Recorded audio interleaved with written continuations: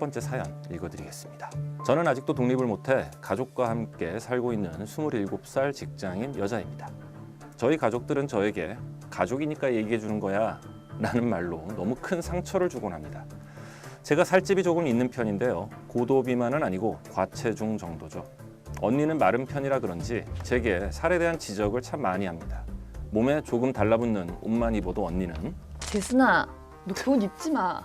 왜 너무 뚱뚱해 보이는 거 아니니? 이래 진짜 언니가 생각해줘서 해준다? 밤에 치킨을 시켜도 가족이 다 같이 먹고 있어도 유독 저한테만 재순아, 내가 가족이니까 하는 얘긴데 너가 그러니까 살이 찌는 거야. 식습관이 그러니까 살이 찌는 거라고. 아주 입맛 뚝 떨어지게 합니다. 언니만 그런 거라면 대들기라도 할 텐데 문제는 부모님도 그렇다는 거예요.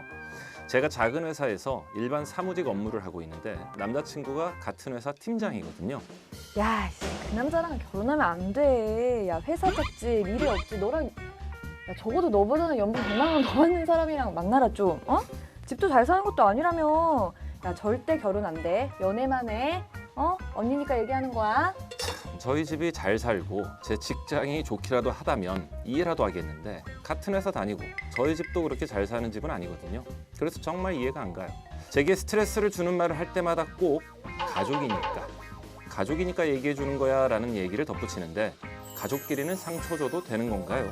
정말 스트레스 받습니다. 나는 이렇게 치킨 먹는데 뭐라고 그래 진짜 열받을 거. 일단 사연 보내주신 분이 착한 것 같아요. 그니까요. 언니가 그런 얘기 했으면 치킨을 던지고. 근데 사실 우리가 이제 상대방에게 호의를 베푼다, 상대방에게 호의를 가지고 좋은 의도로 얘기를 한다 하지만 중요한 건 그 앞에 전제되어야 되는 게 상대방에 대한 배려란 말이에요. 상대방에 대한 배려가 없는 호의는 폭력일 수 있거든요. 아니 실제로 비슷한 이 기사가 또 있는데요. 네. 요즘 뭐 노량진의 스타 강사 이분이 강의를 하다가 열심히 살았으면 네. 여러분들이 여기 안 계셨겠죠. 대기업에 다 취직했겠죠. 여기 앉아 있으신 여러분들 열심히 살았으면은 이런 말을 또 하셔가지고 논란이 됐어요. 사실 이게 가르치는 선생님하고 듣는 학생의 입장은 평등한 수평 관계는 아니란 말이에요. 그렇죠. 네. 어떻게 보면. 뭐 선생과 제자 아니면 직장 상사와 부하 직원 기본적으로 수직적 관계에서 하는 모든 얘기들은 어떤 말을 할 때 의미가 그 내뱉어진 말보다 훨씬 더 하나 더 들어갈 가능성이 크기 때문에 항상 말을 조심해야 되거든요. 그치. 상대방에 대한 배려를 충분히 하면서 말을 하셨으면 좋았을 텐데 안타깝습니다. 아니 저희도 제가 기자잖아요. 네. 기자 생활하다 보면은 저 때만 해도 한 8년 전이니까 그때는 경찰서에서 먹고 자고를 4개월 하면서 이제 선배들한테 그렇죠. 시작이 교육을 사회부. 받는다. 네, 맞죠. 예. 그때 엄청 뭐라 하거든요. 거의 뭐 다 너 위해서 하는 얘기다. 제대로 해라. 막 이러면서 욕도 하고 진짜 못되게 굴거든요. 그렇죠. 약간 이런 것도 되게 폭력적인 것 같아요. 사실 돌아보면은. 그럼요. 그리고 사실 의사도 되게 상하 관계가 굉장히 강해요. 상명하고 저희 인턴 레지던트 때만 해도 실제로 다른 과들은 폭력 휘두르는 경우도 있었고요.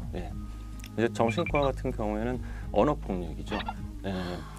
일을 잘 못하거나 아니면은 일을 빵꾸를 내거나 뭐 그러면은 차라리 한 대 때리고 말면 좋겠는데 거기다 대고 너가 이런 행동을 한 이유는 무의식적으로 봤을 때 너의 안에서 누구를 어떻게 와 진짜 싫다. 너무 싫죠. 너무 싫을 것 같아요. 하지만 제가 잘 생각해보니까 제 아래 연차들도 저를 똑같이 생각하지는 않았을까.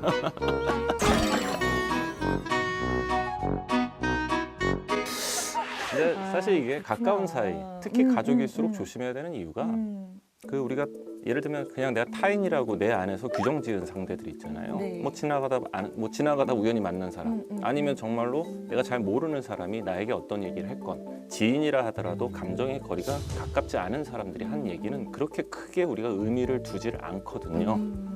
보통 그리고 남한테 우리가 더 친절해요. 그럼요. 가까운 사람보다. 근데 가까운 사람이 똑같은 얘기를 했다면 그냥 타인이 했을 때보다는 훨씬 더 우리가 감정의 거리가 가까운 상태에서 듣기 때문에 그 말에 대해서 어마어마한 무게를 둬버립니다.